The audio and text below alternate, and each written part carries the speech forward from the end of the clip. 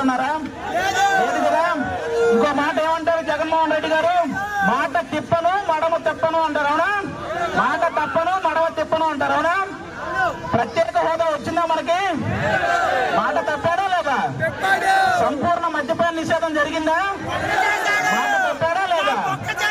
3,000 రూపాయల పెన్షన్ గెలిచిన వెంటనే వేస్తానన్నాడు, ఎప్పటికేశారు? 5 సంవత్సరాలకు కానీ అది 3,000 అనేది రాలేదు. మాట తప్పాడా లేదా?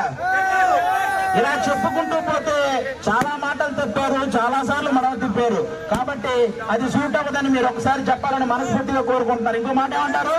ఫ్యాన్ ఇంట్లో ఉండాలి, సైకిల్ బయట ఉండాలి, గ్లాసు సింక్ లో ఉండాలి అన్నారు. కానీ వీటన్నిటికంటే ముఖ్యమైన విషయం ఏంటి? ఫ్యాన్ 4లోనో 5లోనో ఉండాలి, అవునా కాదా? అది తెలియక మనం లాస్ట్ టైం ఫ్యాన్ 151లో పెట్టాం. ఏమైంది? కరెంటు బిల్లులు పెరిగినాయా లేదా? కాబట్టి ఈసారి ఫ్యాన్ బాగా రెగ్యులేటర్ తగ్గించి 4లోనో 5లోనో పెడితేనే హ్యాపీగా ఉంటుందని గుర్తుపెట్టుకొని ఆ పని చేయాలని కోరుకుంటున్నాను. ఇంకోటి ఏమంటారు? పొద్దున్నే ఆడవాళ్ళ అకౌంట్ లో బటన్ నొక్కితే 10,000 పడుతున్నాయి అంటున్నారు. మరి సాయంత్రం మగాళ్ళు మూత విప్పితే 30,000 పోతున్నాయి.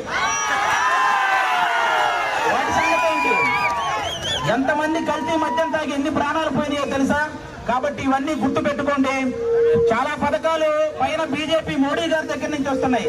ఆ పథకాలు కూడా వీళ్ళ పేరు చెప్పి వేసేస్తున్నారు, వీళ్ళే చేస్తున్నట్టు చెప్పుకుంటున్నారు అనమాట. అవి కూడా మీరు గమనించాలని మనస్ఫూర్తిగా కోరుకుంటున్నాను. అలాగే ఇక్కడ యలమంచిల్లో మన సుందరపు విజయ్ కుమార్ గారు పోటీ చేస్తున్నారు.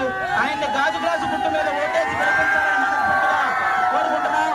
సుందరపు విజయ్ కుమార్ గారు ఆల్మోస్ట్ 13 సంవత్సరాల నుంచి యలమంచిలో ఉన్న ప్రతి గ్రామంలో ప్రతి ఇంటికి చేరువైన వ్యక్తి. ఆయన అంతకు ముందు గెలిచిన నాయకుల కంటే కూడా చాలా కష్టపడ్డ వ్యక్తి, చాలా సమస్యల మీద పోరాడిన వ్యక్తి. ఒకసారి ఇదే యలమంచిల నియోజకవర్గంలో ఒక రోడ్డు సరిగా వేయలేదని మోకాళ్ళ మీద కూర్చొని మరి ఆ రోడ్డు వేయించిన ఘనత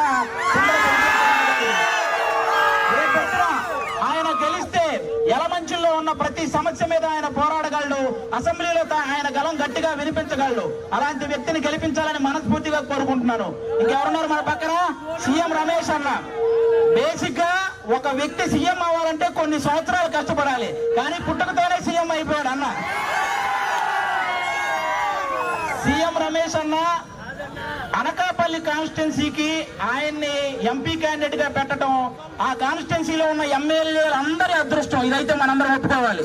ఎందుకంటే ఆయన గనక ఎంపీగా గెలిస్తే ఆ ఏడు నియోజకవర్గాల్ని అభివృద్ధి చేయగల సత్తా ఉన్న నాయకుడు మన సీఎం రమేష్ అన్న.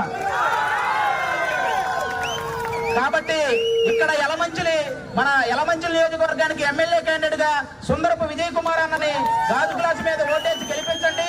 ఇక్కడ పనులన్నీ జరగాలంటే పైన మాత్రం ఖచ్చితంగా సీఎం రమేష్ అన్నే రావాలి. అది గుర్తు పెట్టుకొని అందరూ కమలం గుర్తు మీద ఓటేసి సీఎం రమేష్ అన్నను కూడా గెలిపించాలని మనస్ఫూర్తిగా కోరుకుంటున్నాను.